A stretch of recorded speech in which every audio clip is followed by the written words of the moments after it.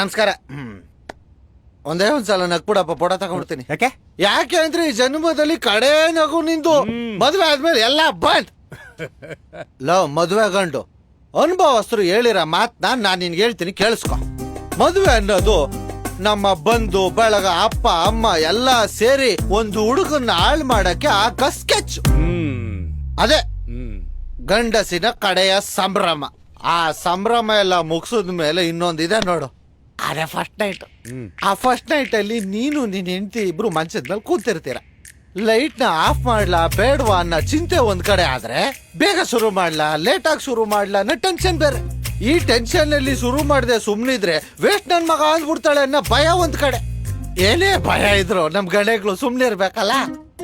ಹಂಗೆ ಕೈ ಬಾರ್ಡರ್ನ ದಾಟಿ ಹೋಗಿ ಏನೋ ಮಿಲನದ ತುತ್ತ ತುದಿನ ಸೇರ್ಬೇಕು. ಆಸ್ಟ್ರೇಲಿಯಾ